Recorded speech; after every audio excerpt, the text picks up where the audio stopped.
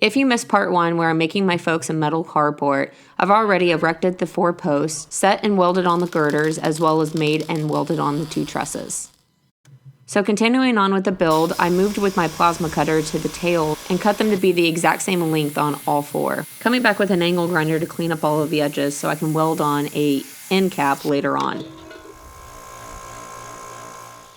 Next I moved on to preparing the purlins.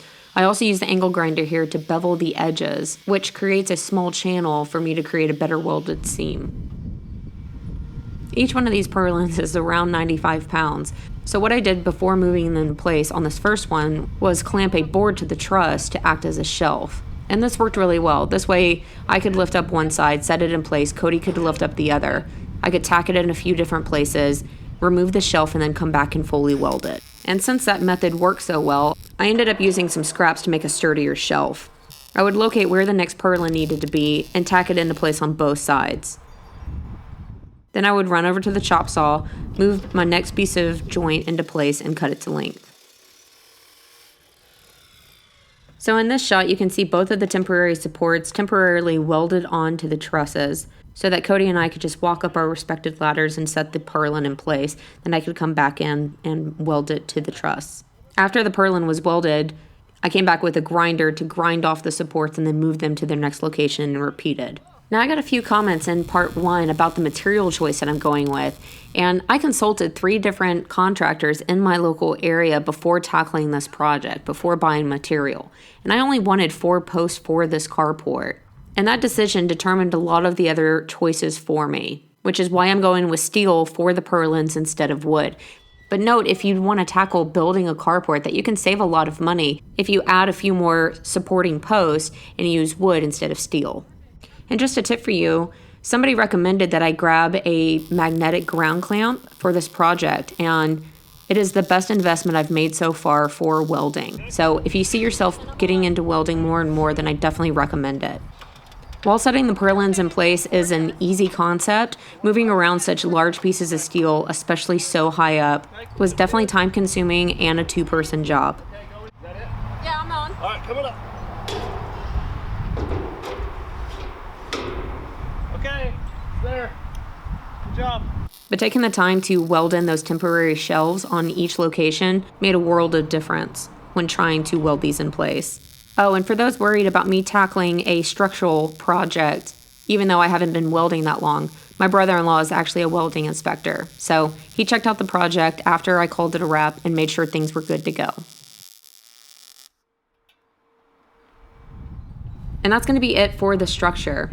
The entire structure needed to be clean in order to remove the mill scale as well as that surface rust that started getting on it from being set outside over the last few days while I was building it. Cody and I first came through with brushes and cleaning solution on each joint, and then my mom would come back with water hose and wash it off.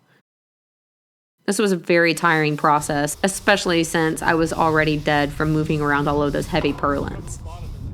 But it's definitely not a step that you want to skip. I talked to 2 of my local steel paint shops and first applied a primer that they recommended. It's just the standard red oxidized primer. However, my folks ended up loving the color so much that they decided they didn't want a coat of paint on top of it yet, and they just wanted it left at the red primer. It was far easier to apply the paint with rollers. Then I came back with a brush to all of the spots that a roller couldn't get to. And the final step is to apply a roof. Now I'm going with a polycarbonate roof made by Tuftex, and my folks really wanted the translucent smoke gray color.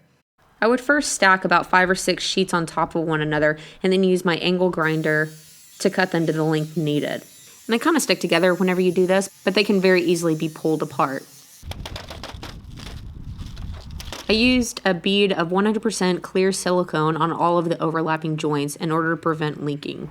To keep birds and insects from nesting inside the corrugations and actually to help prevent leaking around the screws, the company makes these foam closure strips. And actually these come as white, but since my folks really wanted the smoke color, I just spray painted them black.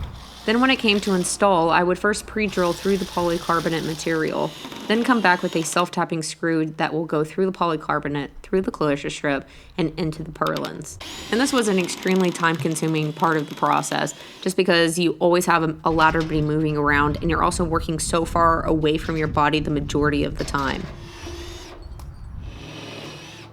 If you're going to be doing the same, it will definitely speed things up if you could just keep one person on the ground to pass up the next panel or maybe pass up some more screws, and then one person stay up on the ladder actually securing it to the purlins. As you can see, it took a full day to do the roofing, but my folks were very happy with it.